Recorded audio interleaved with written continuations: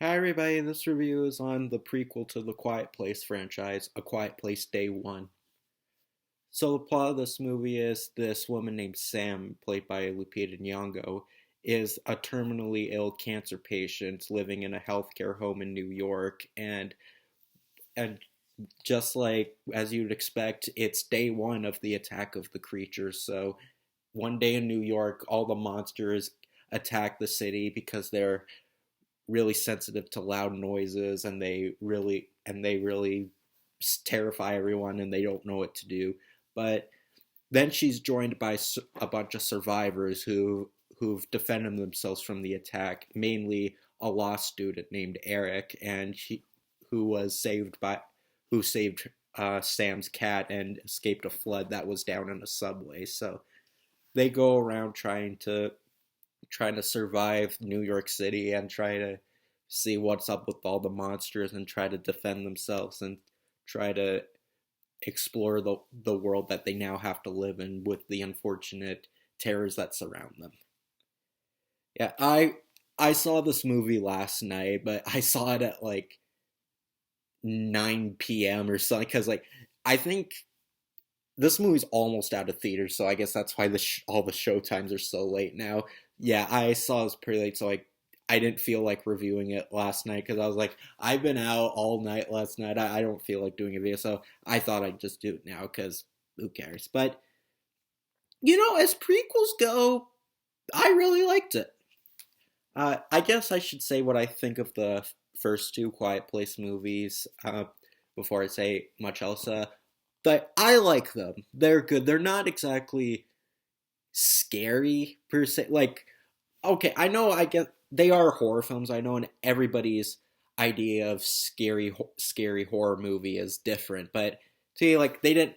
They were quiet. Well, I mean, duh, they're called a Quiet Place, but it didn't have really a high kill count. It didn't have really much.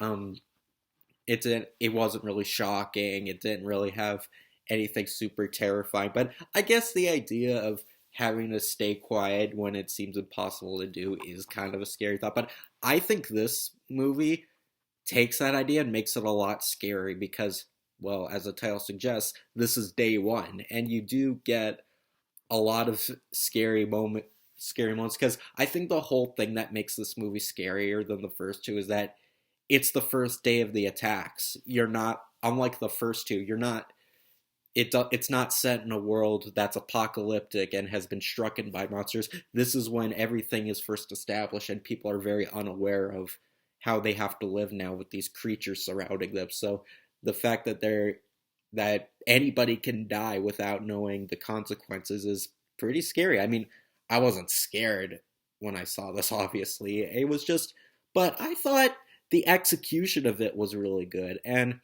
I think Lupita Nyong'o's performance is really good. I think she plays a really troubled horror protagonist very well because the fact that she has to live in a nursing home and she has she has terminal cancer and now she has to survive in a apocalyptic world with monsters killing everybody.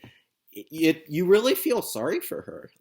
Her the life she has now in such a in a very apocalyptic type world that's going through a bunch of problems is kind of scary. Like you really feel bad for her, and she does work well with the other guy, Eric, who's basically her sidekick throughout a lot of the movie, and they work really well together. And even though this is day one of the attacks and you don't really get to know the history of like all the creatures like around the world and such because this is where it all began, so they kind of focus more on New York in this setting. But I think it really works, and not gonna lie, they mentioned pizza so much in this movie.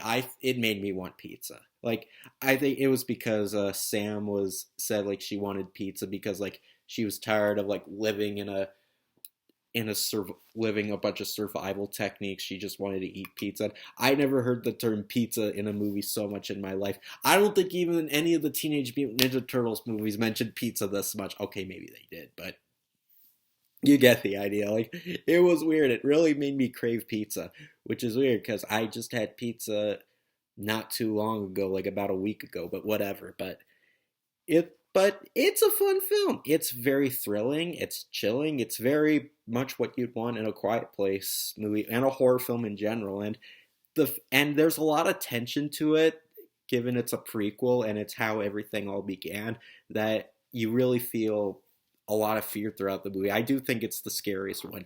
Best one, I'm not sure about that, but it's definitely thrilling and it really establishes the world really good. Even though John Krasinski didn't direct this one, because I don't know why. I think maybe he was busy with If, which I still haven't seen yet. I'll probably watch it eventually. But yeah, this is a good prequel. If you like the other Quiet Place movies, you're definitely going to be a fan of this one. I think it's so far it's might be one of my favorite films of the year for a prequel that I was kind of like, it could be interesting, could go either way. It was actually really good. So,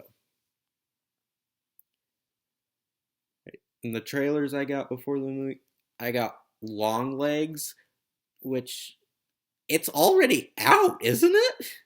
Mind you, I guess this movie's like 2 months old, so I guess it makes sense. Because I remember when I went to see Transformers Rise of the Beast, they played a trailer for Mutant Mayhem before the movie, and at the time, I already saw Mutant Mayhem, so, but yeah, Long Legs, you know what?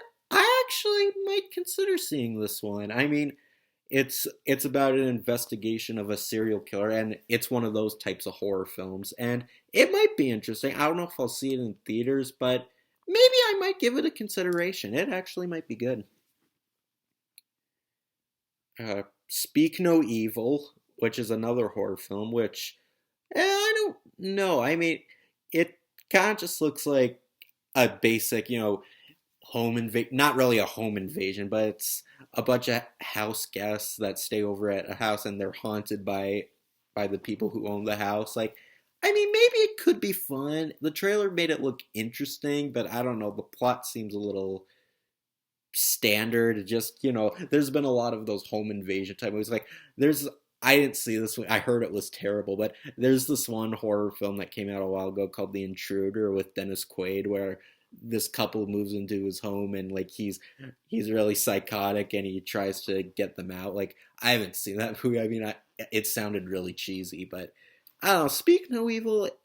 Maybe it could be good. I mean, it looked a bit interesting, even though it doesn't seem completely new. But I don't know. I guess we'll see. Maybe it could go either way. I just weirdly enough never got this not even before a kids film, which is a Transformers One. Yeah, of all movies, like I didn't get this before Inside Out 2 or Garfield or whatever. Like I got this before Quiet Place. Hold on, I have a battery warning.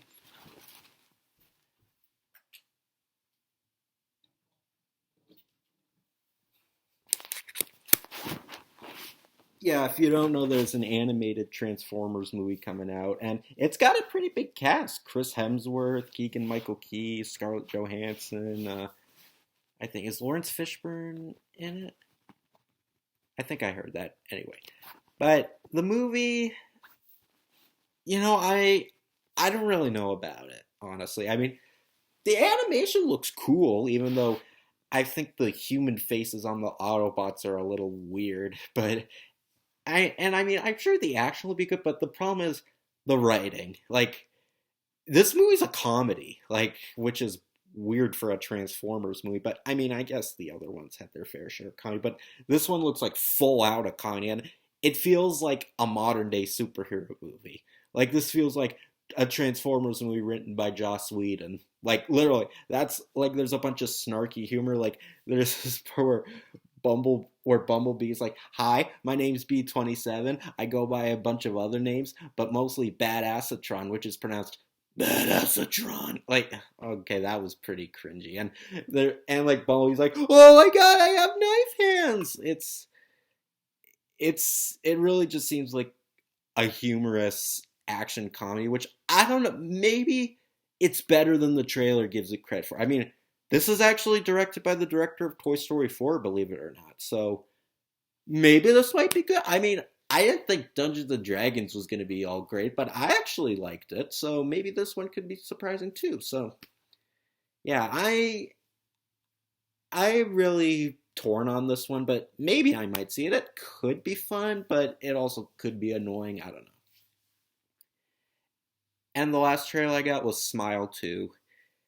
Yeah, I did like the first Smile. Unfortunately, I didn't see it in theaters because, well, lots of my family doesn't like horror movies, even though my mom likes the Quiet Place movie, so that's why I went to see this one. But anyway, uh, I'm curious. I don't know if Smile really needed a sequel, because I think the first one had such a unique story about the therapist who usually is the sane, normal, down to earth character in horror films when it comes to the problems, but she has to deal with the problem. So I found that interesting. This one, it's about a pop singer played by Naomi Scott who deals with the smile plague, and it could be interesting, but I mean, I'll probably see it. I mean, if they got a good enough story and maybe it has enough creative ideas, maybe it could be good. I don't know if I doubt it'll top the first one, but maybe I'll give it a try.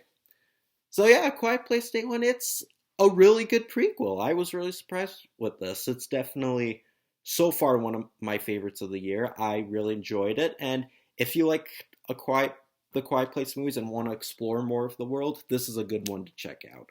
At least I don't know how long it's going to be playing in theaters, but it's a really good. It was a pretty good film nonetheless. So yeah. So I'll see you with whatever I review next. So take care.